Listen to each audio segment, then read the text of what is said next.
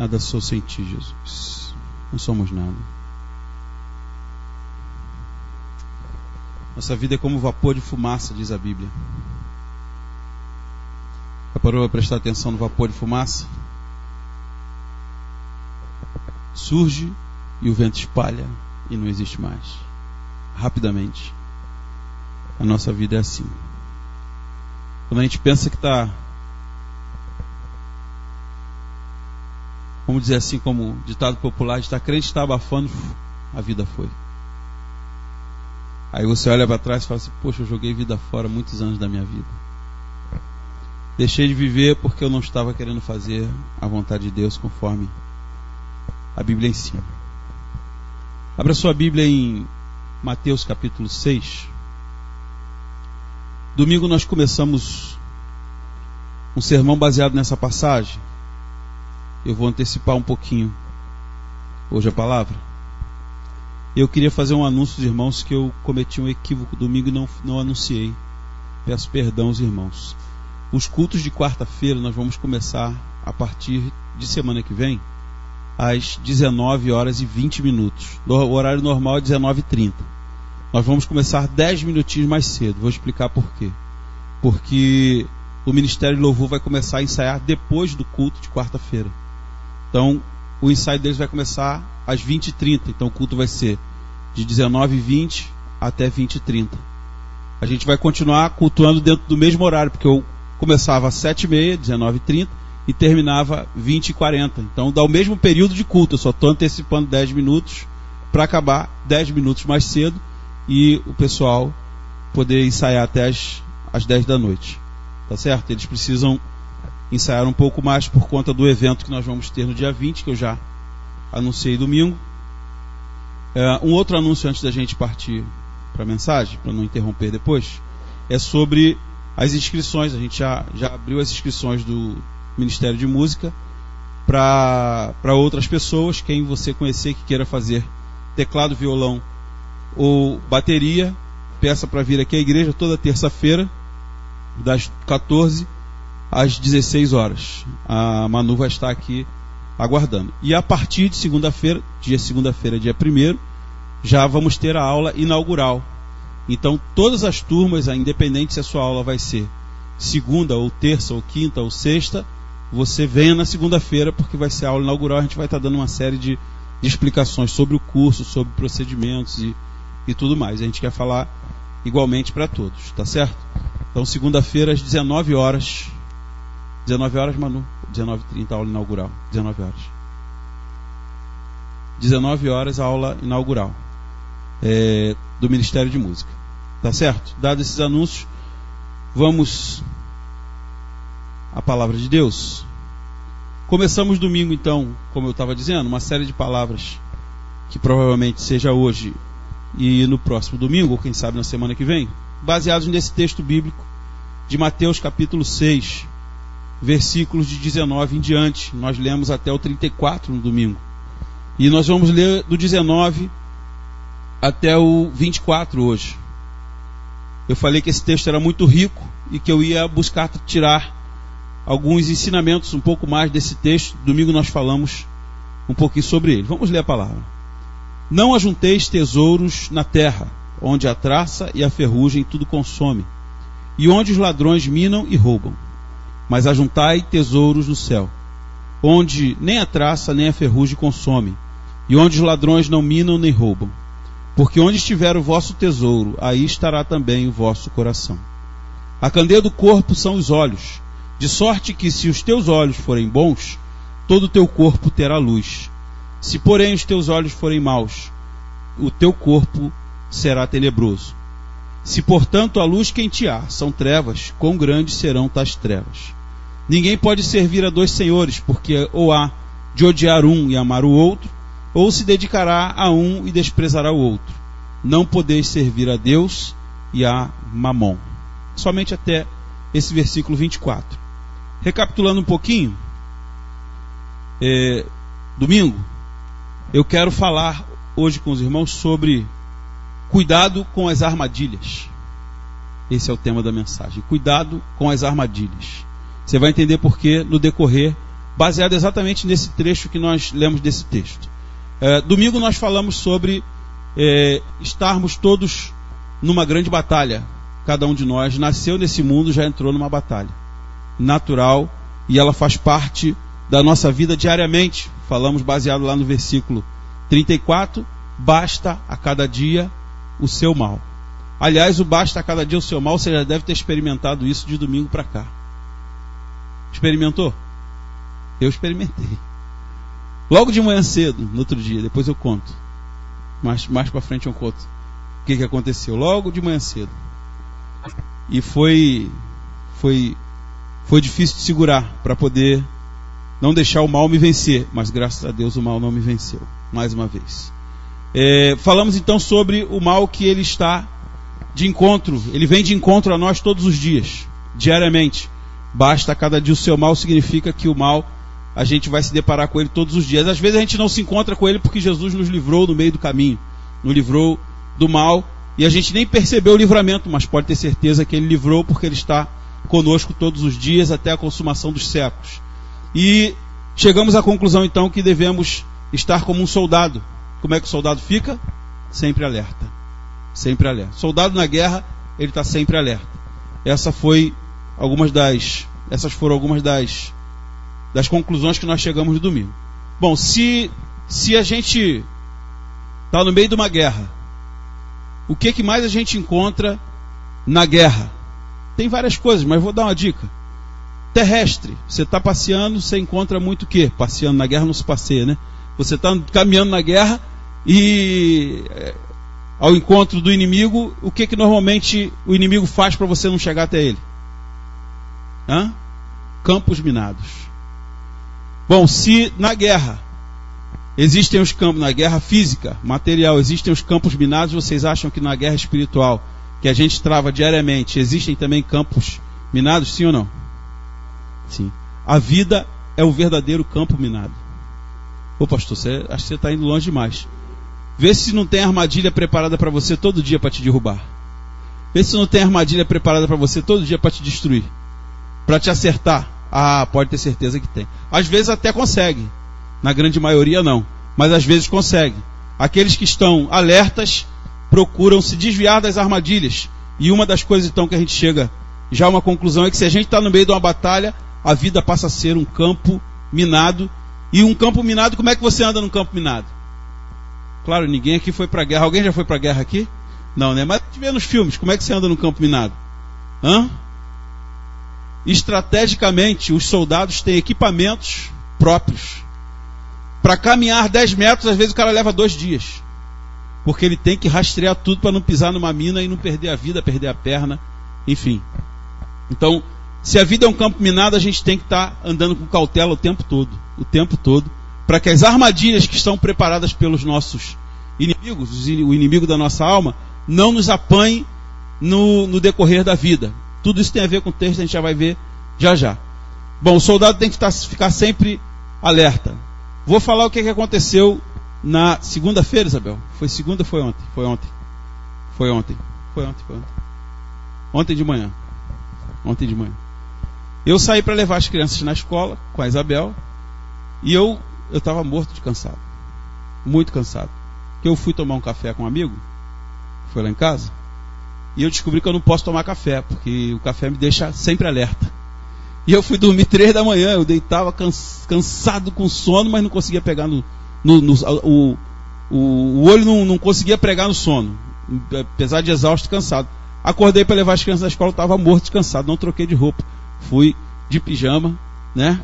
Calça de moletom e a blusa, e botei esse capô aqui por cima do cabelo despenteado, para disfarçar, né? Aí entrei no carro, como eu não ia sair do carro, só a Isabel, resolvemos ir no Guanabara comprar um negocinho que estava faltando para tomar de manhã. Fui no Guanabara, parei o carro, ela desceu, foi lá, comprou. Quando ela voltou, eu saí bem devagarzinho da minha vaga. Eu saí bem devagar para tomar cuidado para se tiver alguém atrás, dar tempo da pessoa sair. Porque normalmente quando você dá marcha ré no carro, entra 3, 4 pessoas atrás, né? Não sei se é só comigo, com vocês também acontece isso, né? Você quer achar alguém no meio do deserto, engata ré no carro, aparece 3, 4 pessoas atrás. É sempre assim, é impressionante. Aí Eu estava dando ré bem devagarzinho, e sai um camarada com um jipe daquele troller de ré, dando a ré numa tremenda velocidade, loucamente, e acerta a traseira do meu carro. E eu de pijama, com o cabelo todo despenteado. Falei, agora que eu vou ter que sair do carro para falar com esse cara. Ai, meu Deus do céu. Aí eu saio, não sai. Ele olhou, coçou a cabeça. De manhã cedo, o mal tentando me atingir. Só por isso que eu estou contando essa história para vocês. Aí eu desci do carro, né? Pijama. Aí eu olhei e vi que só tinha dado uma amassadinha de nada, quase imperceptível. Entrei no carro de novo, nem falei com ele e saí.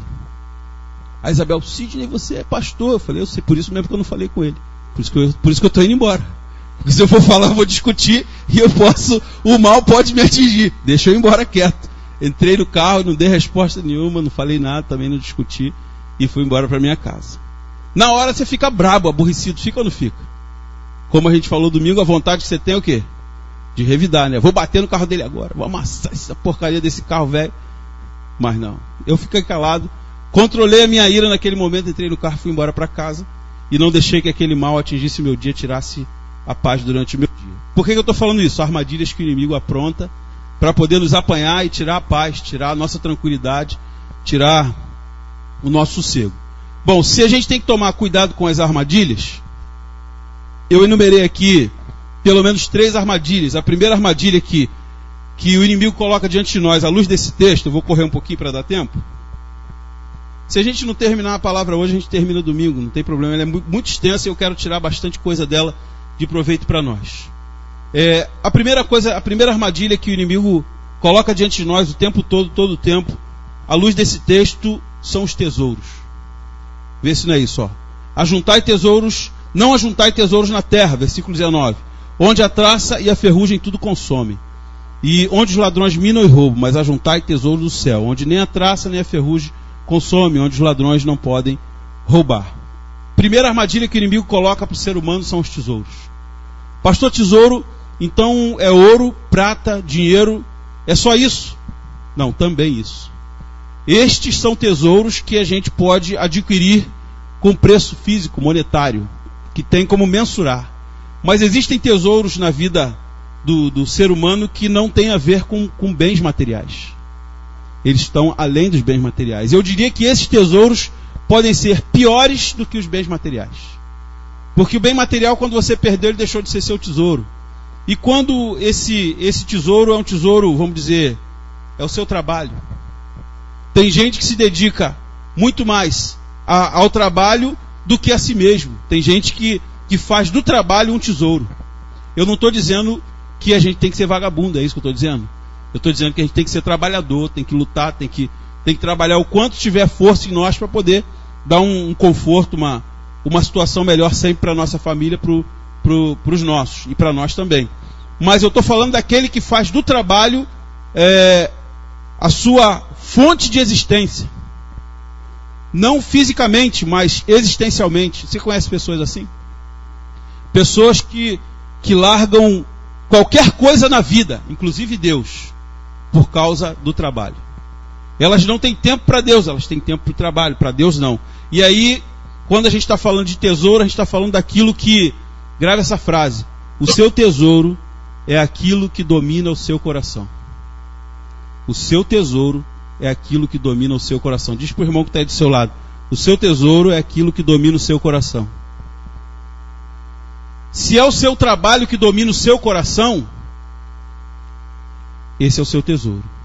Se é o seu filho, a sua esposa, seu pai, a sua mãe, seu marido, enfim. Se essas coisas têm dominado o nosso coração, elas começam a se transformar no nosso tesouro. E não tem nada a ver com valor monetário, financeiro. Claro, o tesouro também pode ser dinheiro, pode ser casa, pode ser carro. E as pessoas que colocam nisso a sua confiança. Esse é o meu tesouro, como disse aquele rico insensato. Alma, come, bebe, folga, porque agora você tem muitos bens para muitos anos. E aí a morte veio repentina sobre a vida dele. O seu tesouro é aquilo que domina o seu coração. Se qualquer coisa tem dominado o seu coração, que não seja Deus, que não seja a palavra de Deus, que não seja a vontade de agradar a esse Deus que te sustenta, que te criou e que te mantém vivo, então tem outro tesouro do seu coração, sem ser o tesouro que deve estar lá, que é a palavra de Deus, que é Jesus Cristo. Uma pergunta: quem sabe qual é o seu tesouro? Responda para si mesmo. Como é que eu sei, pastor, qual é o meu tesouro? É uma pergunta. Você já se fez essa pergunta? Como é que eu sei onde é que está o meu coração? Vou te dar uma dica. Aonde você investe mais tempo e dinheiro, é aí que está o seu coração. Já parou para pensar nisso? Aonde está o nosso coração é onde a gente dedica mais tempo e mais dinheiro. É ali que está o seu coração. Faz uma análise de si mesmo e vê se não é isso. Faz uma análise e vê se as pessoas que se dedicam muito a determinada coisa, vê se o coração dela não está exatamente ali naquilo que ela está se dedicando excessivamente. Eu não estou dizendo ser dedicado. Eu estou dizendo daquilo que você investe, dedicação, quase que 24 horas por dia. Ou seja, tempo e dinheiro. Você gasta muito dinheiro. Com o quê? Com aquilo que está no seu coração. O que mais está no seu coração?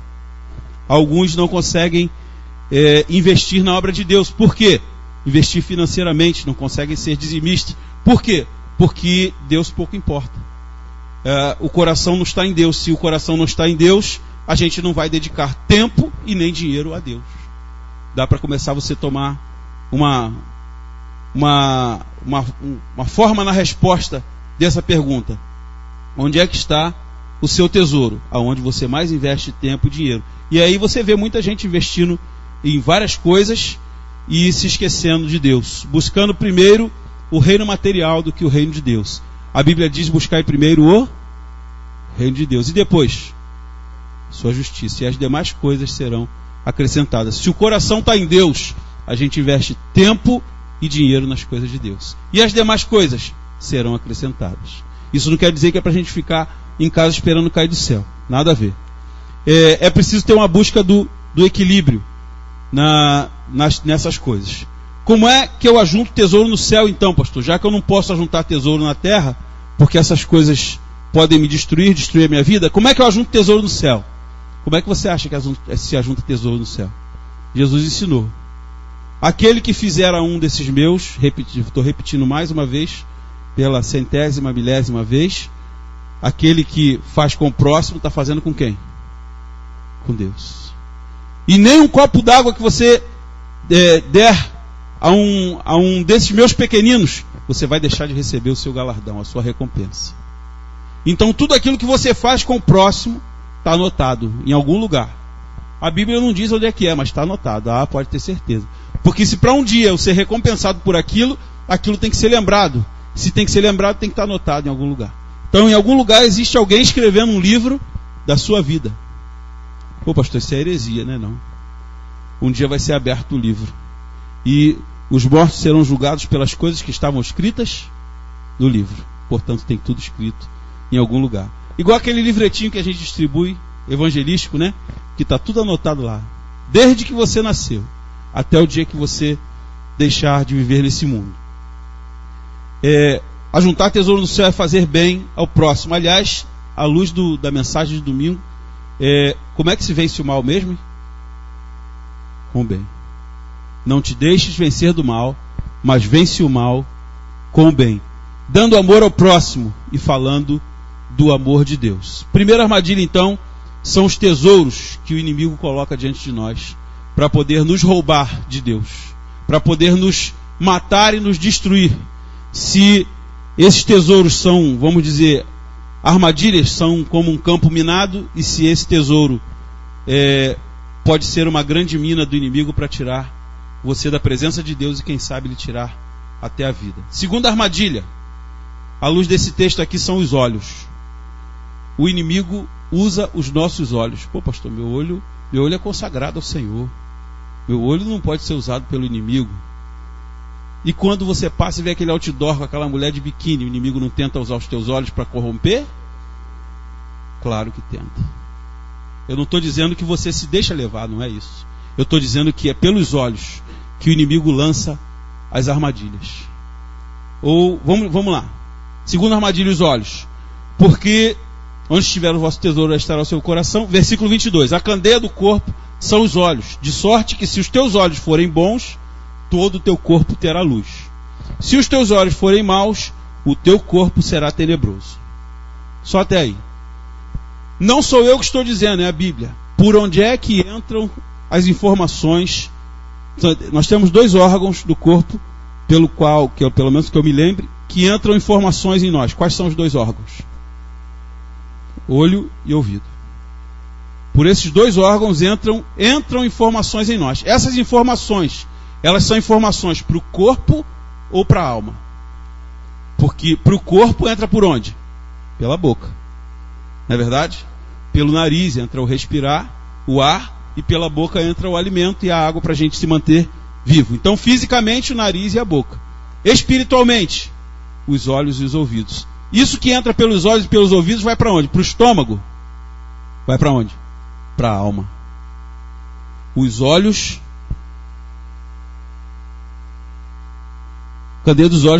A candeia do corpo são os olhos. De sorte, se teus olhos forem bons, todo o teu corpo terá luz. Porém, se os teus olhos forem maus, o teu corpo será tenebroso. Eu penso e entendo que os olhos são a janela da alma. Já ouviu alguém falar isso? Eu acho que eu já ouvi alguém falar isso. Essa frase não é minha. Os olhos são a janela da alma e os ouvidos também. Portanto, o inimigo vai tentar usar armadilhas para atingir você através dos olhos. Atingir-nos através dos ouvidos e dos olhos. Aquilo que a gente ouve e aquilo que a gente vê. Entra dentro de nós. Aí Jesus vem e diz, o que contamina o homem não é o que entra pela boca, é o que sai por ela. Bom, mas espera aí, para sair pela boca, não, ele não está falando de vômito. Ele está falando de palavras. Para as palavras saírem de mim, elas tiveram que entrar por algum lugar. Por onde que elas entraram? Pelos olhos e pelos ouvidos. Aquilo vai formando dentro de mim opinião. E depois, com aquela opinião formada, com aquilo dentro de mim, no meu coração, aquilo começa a sair pela boca. Então, por que Jesus diz que nos contamina? E contamina o que é a alma? Para mim, no meu entender, esse aqui é o pecado consumado daquilo que está lá dentro de nós, ruminando na nossa mente. Quando sai pela boca, a gente está consumando. Por isso que contamina o homem. 3 coisinhas básicas. Primeiro, cuidado com o que você vê. Diz para o irmão que está do seu lado, cuidado com o que você vê, irmão. O que é que você tem visto na internet? O que é que você tem visto na televisão? O que é que você tem visto na rua? Quando você passa na rua, é importante você saber o que é que você tem visto. O que é que chama a sua atenção? A atenção dos seus olhos. Tudo que chama a atenção dos seus olhos vai para a sua alma. Vai formar você lá dentro. Bom, se os teus olhos forem bons, eles vão ser desviados para aquilo que é bom. Eu vi uma vez um pastor falando, um irmão bem religioso, né? Uma irmã foi de mini saia para a igreja.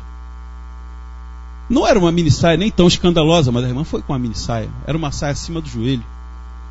Não era nem tão provocante, mas o irmão, aqueles bem santos, sabe? Acima do bem e do mal, virou para o pastor e falou: pastor, temos que disciplinar a irmã fulana. Olha a roupa dela. Aí o pastor virou para ele e falou assim: o problema está na roupa dela ou nos seus olhos que não conseguem olhar para ela sem pensar na maldade?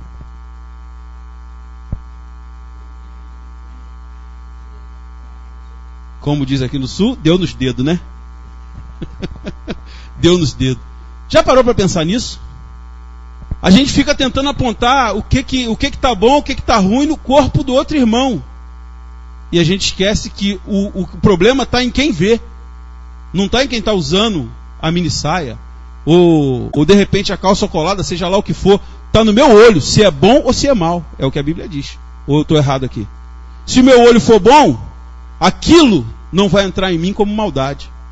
Eu não vou nem perceber, aquilo vai passar despercebido. Porque meus olhos são bons, o meu corpo vai ter luz.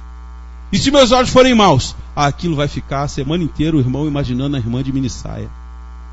E serve para as irmãs também, né? Não olhando a irmã de mini saia. Outras coisas. Não fica só botando a culpa nos homens também, não. Pelo amor de Deus. Aquilo entra em nós através dos olhos. E se os nossos olhos forem bons, a gente não vai ficar observando e criando maldade em certas coisas. Bom, cuidado com o que você vê. Isso para mim vai para a sua alma. E se vai para a sua alma, pode te contaminar ou não, de acordo com o olhar da forma que você olha. Cuidado com o que você ouve. Fala para o irmão que está do seu lado. Cuidado com o que você ouve, irmão. Quantas vezes a gente empresta o ouvido para ouvir besteira da vida do irmão, para ouvir besteira da vida do próximo, e aí aquilo te contamina. Olha como é que te contamina. O irmão está lá na bênção dele, lá na vida dele, vivendo a vida dele, e alguém vem e fala assim para você: pô, sabia, ó, vamos falar do pastor, né? O povo gosta de falar de pastor. Falar de pastor é melhor, né? Tem gente que almoça pastor, toma café da manhã, janta pastor, pastor está sempre na mesa deles. Não é o caso aqui, graças a Deus, vocês são bem diferentes. Mas como a mensagem pode chegar em outros lugares, então a gente fala como que todo mundo vai ouvir. Aí vamos falar do pastor. Aí um irmãozinho chega para o outro e fala assim: você viu, o pastor agora botou terno novo. Eu não uso terno, né? Posso falar de terno. O pastor deve estar com dinheiro. Que será de onde está vindo o dinheiro? Aconteceu um caso numa igreja nossa, em Betânia. Um pastor nosso comprou uma televisão, missionário. Eu falei isso aqui já. Não vou repetir nomes por causa que a gente transmite, está sendo gravado. O pastor comprou uma televisão, 42 polegadas. Show de bola, né? Eu vou ter uma ainda, em nome de Jesus. Espero que quando eu comprar a minha, ninguém fale, né? Estou juntando dinheiro para comprar. O pastor comprou a televisão, 42 polegadas. Abençoada, botou lá na sala dele. O irmão viu. Pra quê? E olha que para o irmão ver, era alguém que frequentava a casa do pastor. Era amigo do pastor. Porque o pastor não leva ninguém para dentro de casa que não tenha um certo relacionamento. Aí o irmão viu. Qual foi o assunto de domingo na igreja? Da onde que ele tirou dinheiro para comprar aquela televisão de 42 polegadas? Porque aquela televisão custa R$2.000. E da onde deve estar roubando a igreja. Aí aquele irmão, filho do capeta, que só pode ser, começou a disseminar entre os irmãos da igreja. Como é que ele comprou?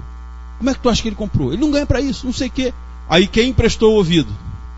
Se você ouve aquilo ali e tem ouvido adoecido, aí começa, é mesmo, né? Como é que esse cara tirou dinheiro? De onde que ele tirou dinheiro? Ele deve estar pegando dinheiro da igreja. Isso. Olha só. Entrou por onde? Não foi pelos olhos. Entrou pelo ouvido. Por quê? Porque alguém falou, mas alguém emprestou o ouvido para ouvir. Tem um pastor amigo meu, que é muito abençoado, foi meu professor no seminário, que ele dizia assim, no seminário já, ele dizia assim: meu irmão, não vem falar para mim da vida de quem quer que seja, porque meu ouvido não é pinico. Se você tentar falar para mim, você vai ser repreendido. E depois não fica com raiva de mim, não. Bom, por que ele estava fazendo isso? Ele estava se protegendo. Eu não quero ouvir aquilo que não presta. Porque aquilo que não presta, se eu ouço, aquilo entra na minha alma. E se eu não vigiar, aquilo começa a remoer dentro de mim. E remoendo dentro de mim, aquilo começa a virar pecado. E daqui a pouco, eu não contento-me com aquele pecado, só dentro de mim, eu falo. Aí o que saiu pela minha boca contaminou outro irmão. E aquilo começa a gerar uma contaminação mútua, e aquilo vira uma epidemia louca demais, e isso destrói muitos ministérios. Segunda coisa, então, cuidado com o que você ouve. Terceiro, cuidado com o que você fala. Antes de falar, pense, use a razão. Já falei isso com os irmãos várias vezes aqui. Se os teus olhos forem maus, todo o teu corpo será tenebroso. Se os teus olhos forem bons, o teu corpo terá luz. Vamos parar por aqui hoje, domingo a gente continua sobre a terceira armadilha, que é a idolatria. Não, vamos terminar, 5 minutinhos, me dá aí o Ministério Louvor, 5 minutinhos, senão a gente não conclui. Terceira armadilha é a idolatria. Idolatria. Que idolatria é essa, pastor? Vê lá no versículo 24, só eu aqui, em nome de Jesus. 24.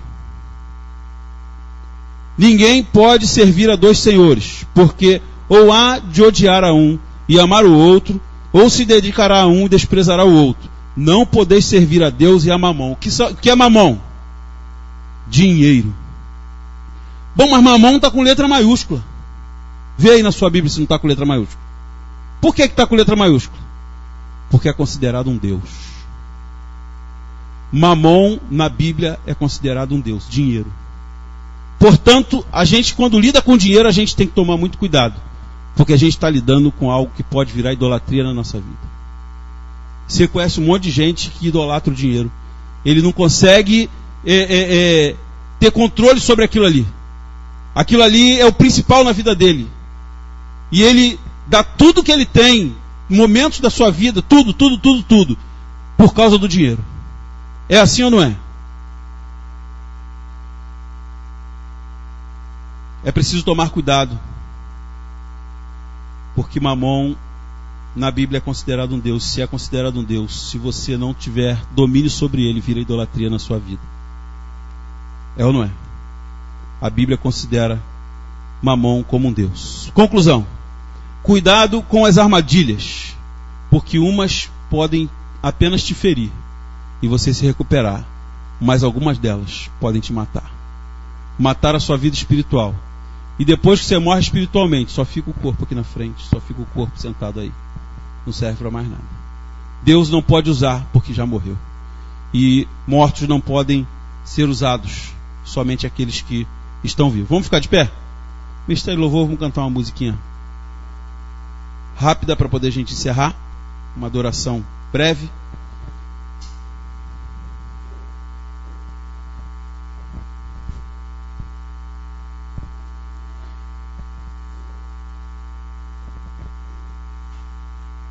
Tem uma musiquinha bacana pra gente cantar. Cuidado, olhinho no que vê. Vamos cantar ela então. Vamos cantar ela. Cuidado, boquinha no que fala. Dá pra ir? Dá pra ir. Vamos lá. E vocês acham que não é louvor? E vocês acham que não é adoração? Com certeza. Cante de coração que você vai ver. Cuidado, boquinha no que fala. Cuidado, boquinha no que fala. O Salvador do céu está olhando pra você. Cuidado, boquinha no que fala. Cuidado, olhinho no que vê. Cuidado, olhinho no que vê. O Salvador do céu está olhando pra você. Cuidado, olhinho no que vê. Cuidado, pezinho onde pisa. Cuidado, pezinho onde pisa. O Salvador do céu está olhando pra você. Cuidado, pezinho onde pisa. Cuidado, olho, boca, mão e pé. Cuidado, olho, boca, mão e pé. O Salvador do céu está olhando pra você. Cuidado, olho, boca, mão e pé. Amém. Glória a Deus.